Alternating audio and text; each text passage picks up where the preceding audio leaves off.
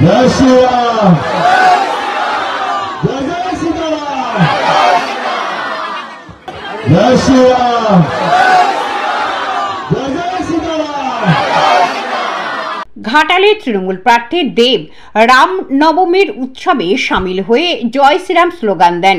তিনি এই প্রসঙ্গে বলেন যে ঠাকুর তো কারোর একার নয়। ঘাটালের বিজেপি প্রার্থী হিরণ চট্টোপাধ্যায় একাধিক ইস্যুতে দেবকে প্রশ্ন ছুড়েছেন। এবারের হিরণের প্রশ্নে পাল্টা প্রশ্ন দেবের কটাক্ষ নয়, বিরক্তি প্রকাশ করতে দেখা গেল ঘাটালের তৃণমূল প্রার্থী দেবকে। ঠিক কি বললেন তিনি, আসুন দেখে নেওয়া যাক। বলছে মনের মধ্যে রাবণকে পুষে রেখেছে, মুখে রাম রাম করছে। আপনার সেটাকে মনের মধ্যে রাবণটাকে বিসর্জন দিন, তারপরে দেখবেন রাম এমনি সবারই মধ্যে আছে।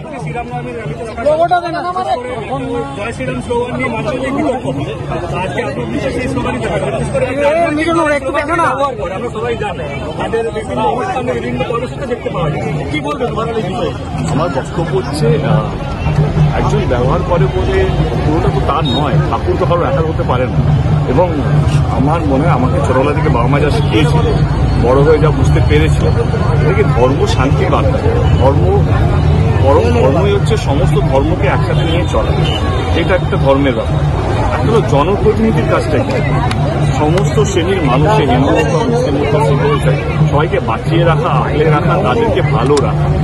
আমরা যারা জনপ্রতিনিধি তারাই যদি সমাজটাকে ভাগ করে নিই যে না এটা আমাদের, আমরা পুরো শুধু হিন্দুত্ব করবো, এটা হবে না, সেটা একটা জনপ্রতিনিধির সাজে না, একটা মন্দিরে মহারাজের সাজে।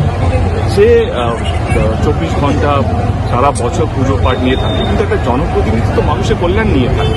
সে একটা এরিয়াতে যেই দলেরই হোক না কেন, সে কি শুধু এটা বলতে হবে কি আমার এখানে শুধু হিন্দুরাই আছে, অন্য কোনো ভোটার নেই? সমস্ত ভোটাররা আছে।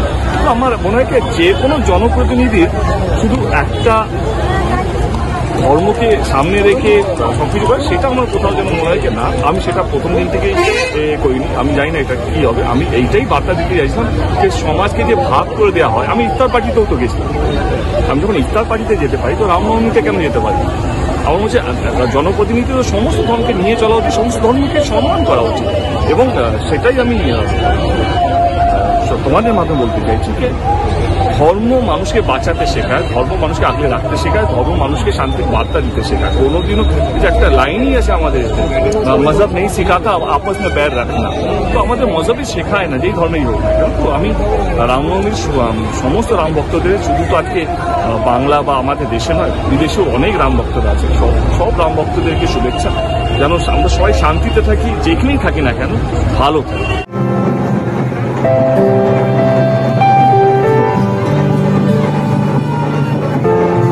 সমস্ত রকমের খবরের আপডেট পেতে চোখ রাখুন আমার বাংলার পর্দায়।